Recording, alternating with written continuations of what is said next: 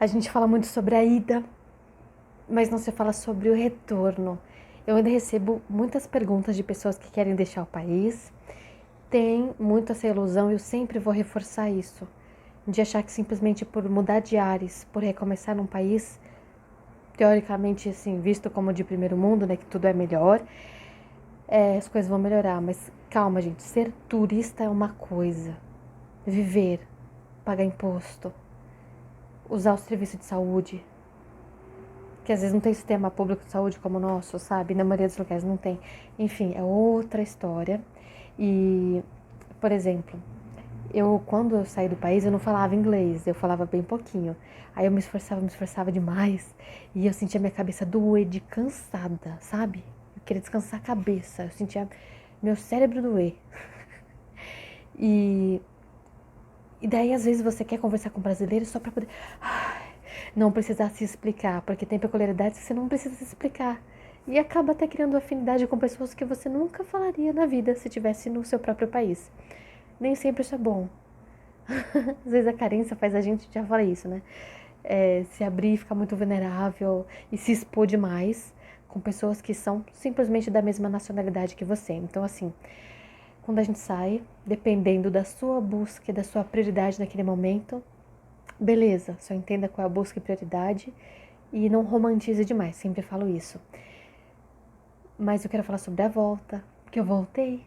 Morei fora alguns anos, em 2 países diferentes, Polônia e Suíça. E hoje eu estou no Brasil há cerca de 6 meses. E eu tive motivos, teve acontecimentos que me levaram a tomar essa decisão, mas pra mim, eu diria que foi mais por instinto.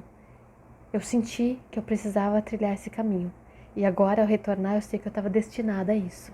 Que foi algo que me transformou completamente. Foi a jornada da minha vida, sabe? Mas ao voltar, o que acontece?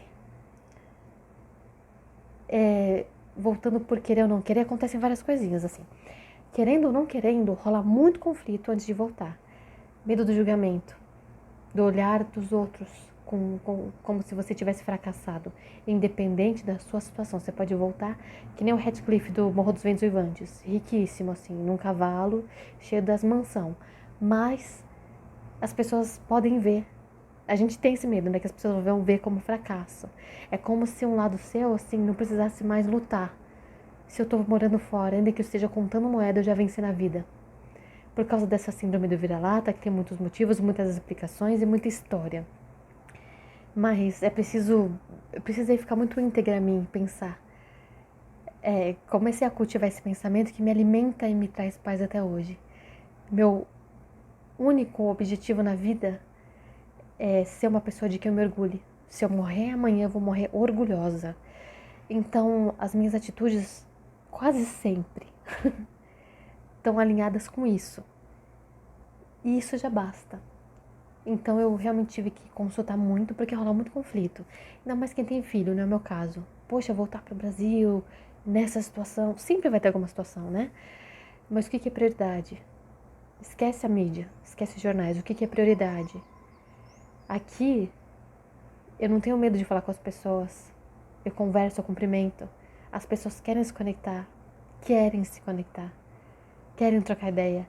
Tem tantas coisas, peculiaridades que é difícil explicar, mas que não tem em nenhum outro lugar do mundo. E é o que me faz ter brilho nos olhos. É o que me faz estar mais em contato com valores que eu aprecio, como a gentileza, generosidade, amor, alegria. Mas ainda assim, quem vive essa experiência doida, né, de se tornar imigrante, alguma coisa diferente tem. E eu sinto que é como se dentro aqui fosse um mapa e eu percorresse novos territórios, esse mapa fosse se expandindo. Eu tive a oportunidade de sentir novas coisas, boas e horríveis, mas se expandiu. E daí você volta e rola algumas coisas que eu percebo que não é só comigo. Eu ainda estranho ver placas em português. Às vezes eu estranho ouvir pessoas falando em português. Eu acho que foi um esforço tão sobre-humano, diria, de verdade, sem medo do exagero, de se adaptar, de ser aceito, de ser visto. Você tem medo de fazer perguntas simples, você tem medo de entrar em alguns lugares. Eu. Tem gente que vai falar, nossa, não, eu nunca.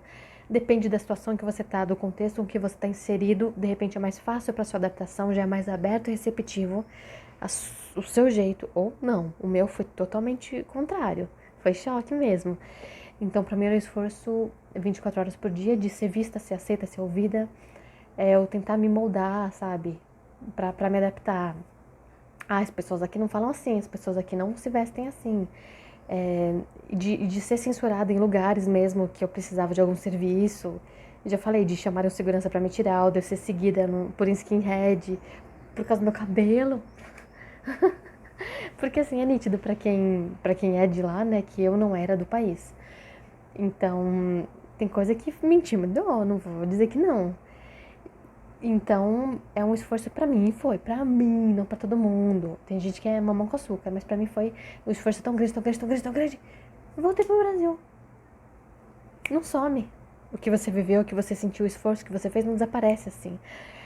Eu ainda estranho ver placas em português. Eu ainda estranho ouvir, de repente eu pego no sono, no metrô, eu acordo e falo, onde é que eu tô? Parece uma coisa, um efeito colateral muito burguês, né? Mas dá um nó na cabeça, porque rola uma crise de identidade.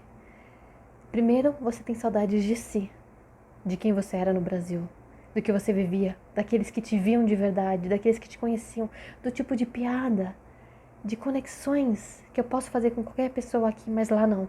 Terei que me explicar muito.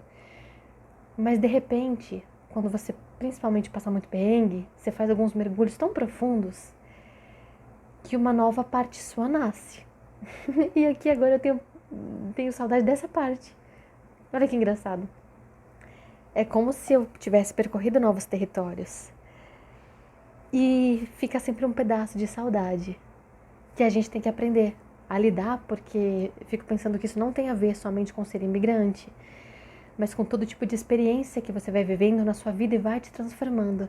E com o tempo, periga a gente ficar muito nostálgico. Às vezes eu entro nessas, eu falo, Nádia, para, cuidado. Não quero virar aqueles velhos que ficam falando no meu tempo. Ah, eu fiz tal coisa, sabe? Ficar repetindo muito a mesma coisa, ficar contando a mesma história. Não, porque aquilo foi bom, ou aquilo foi importante, você quer contar e viver através das suas memórias, né? Mas tá aqui, né? O que a gente viu tá aqui.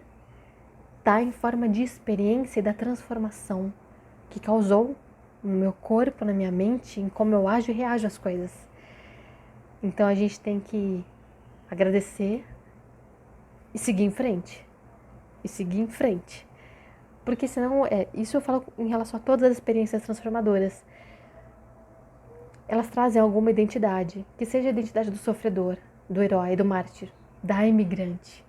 A gente se apega e vira essa identidade. Mas tem que seguir em frente, seja qual for a identidade que te trouxe algumas respostas. Agradeça, aprenda e siga em frente. Falo isso para quem de repente possa se identificar, assim como eu falo para mim também. Porque volta e meia eu me sinto tentada a lembrar, ficar saudosa. Mesmo assim, estando louca para sair de lá, né? Mas tem a ver mais com a identidade que eu criei lá, com partes minhas que existiam somente em determinada situação. Mas a vida é pra frente e a gente vai criando novas partes, desbravando novos territórios aqui dentro. E acho que precisa ter um cuidado mesmo, né? Em acolher essas experiências. E o que elas devem fazer é transformar a gente. E é através da transformação que elas trazem que ela vai se tornar sempre presente.